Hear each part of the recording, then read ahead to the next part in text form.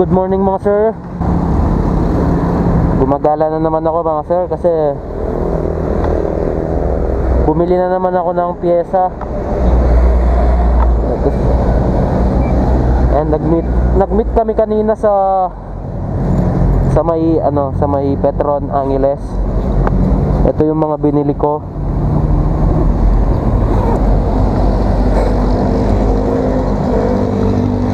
Ito yung pinakauna, Brembo caliper 2-pot. Original po ito mga sir. Original Brembo.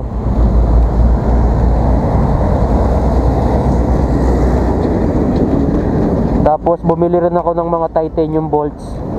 Ayan.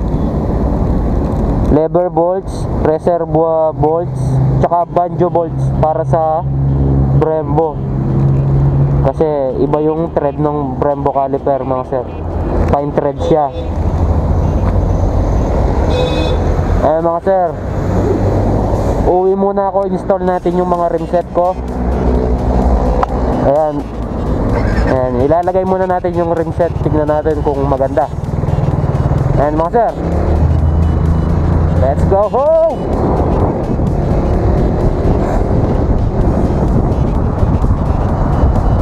Dati po itong motorcycle lane, kaso binura na yung motorcycle. Bike na lang.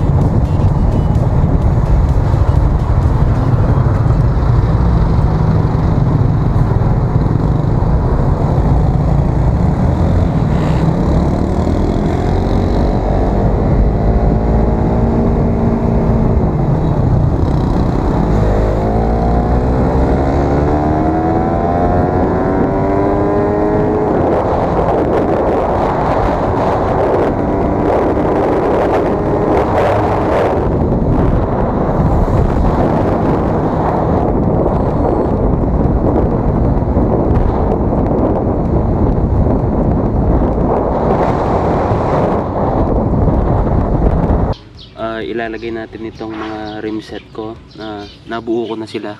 Ang specs ay super drag rims din, tulad nung dati, color blue. Ayan, one tone na lang siya ngayon. Ayan, tapos CST tires, 60-80 sa harapan, 70-80 sa likod. Yaguso spokes, chromium plated. Tapos ang hub ay hachi. Ang hub ko sa harapan pang wave. Etong sa likod, hachi din yung tatak. Pang rider talaga to, pang rider carb.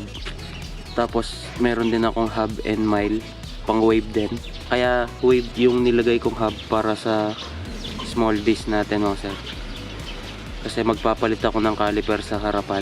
Tapos itong disc adaptor mga sir, color blue din.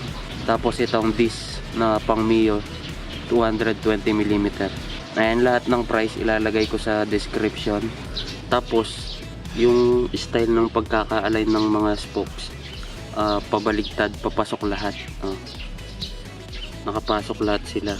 Kasi maglalagay ako ng Brembo caliper para walang sayad sa spokes mga sir. Ito yung normal. Ito yung normal na pag-align. Nakalabas yung iba. Muna nating ilalagay yung sa likod kasi mas madali siyang ilagay.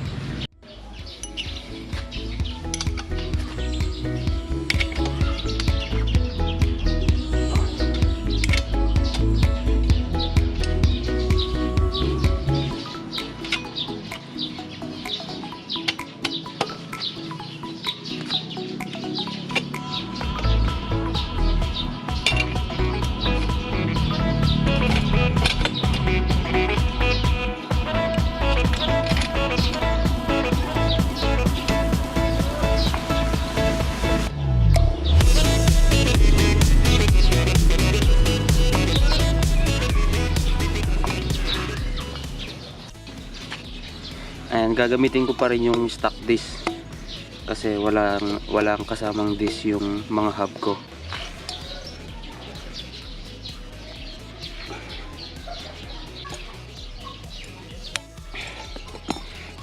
Gas!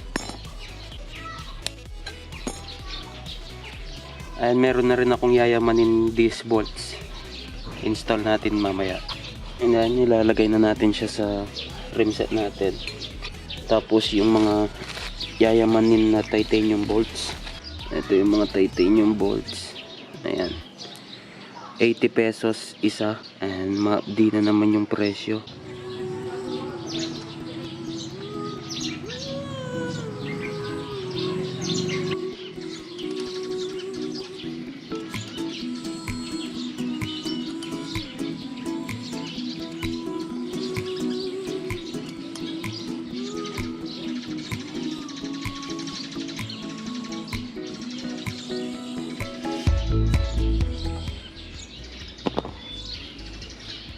Ayan mga sir, ang ganda.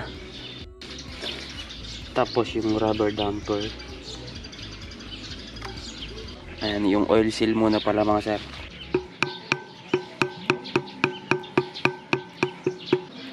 Ayan mga sir, pwede na natin siyang ilagay.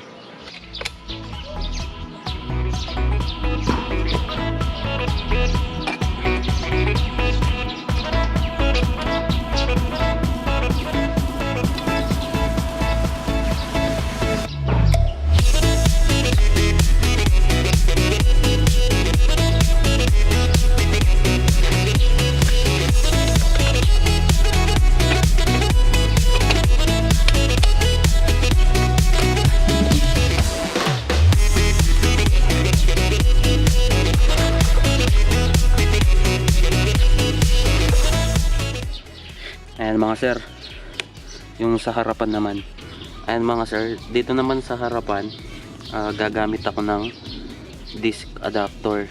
Ayan. Kasi hindi ako gagamit ng disc ng wave. Gusto kong ilagay yung disc ng Mio Sporty. Ayan. So kailangan mo ng disc adaptor kung gusto mo ng flat disc. Kasi yung stock disc ng wave, hindi siya flat, ball type siya mga sir. And ganito yung setup niya. Diba? Ganda ng pagkaka-machine to.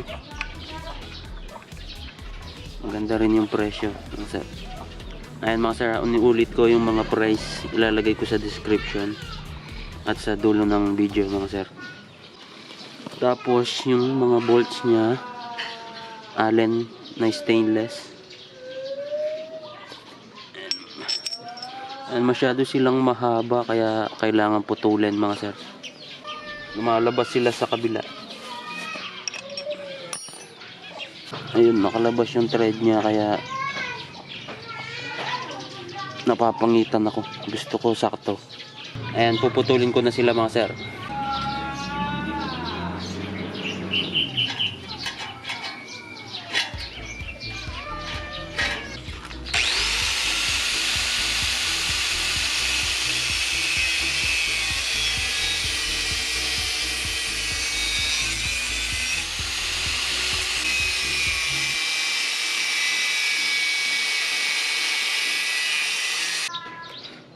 Ayan mga sir, pwede na natin silang ilagay. Ayan, pare-pareho na sila ng haba. Ayan, malayo kasi yung bilihan ng bolt sa amin eh. Pinutol ko na lang yung available dito sa akin.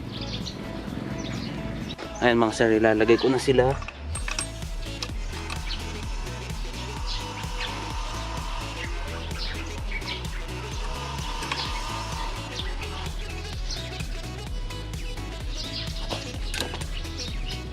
Diba? Sakto mga sir, oh. Walang nakalitaw.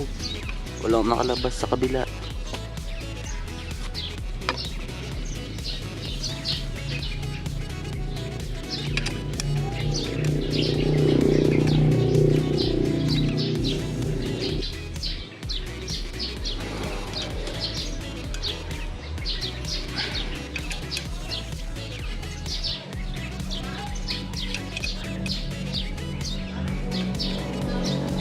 Ayan, ilalagay na natin yung disc natin. Ito siya.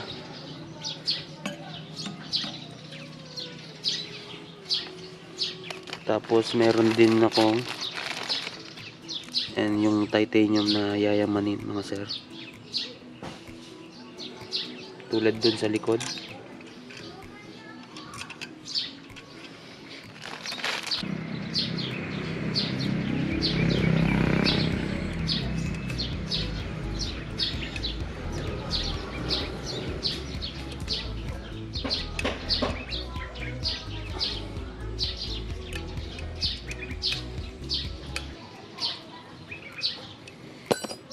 Tapos itong mga hub and mile mga sir, pang wave, tatabasan siya ng konti para mag-fit sa shock ng FI mga sir.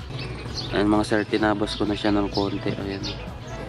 And hindi ko na i-video, hindi pala nagre-record yung camera ko mga sir. Itong malaki dito sa wave kasi lagayan to ng gearings ng speed meter, kaya pag nilagay si rider, takpan na lang natin kasi sensor type yung speed meter ng rider natin, hindi siya cable type.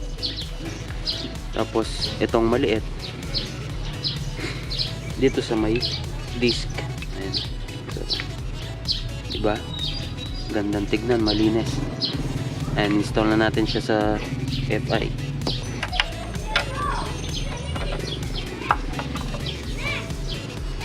Yung bearing spacer pala mga sir, pang wave din yung inilagay ko sa loob. Tapos yung sa likod, pang rider, kasi pang rider yung hub.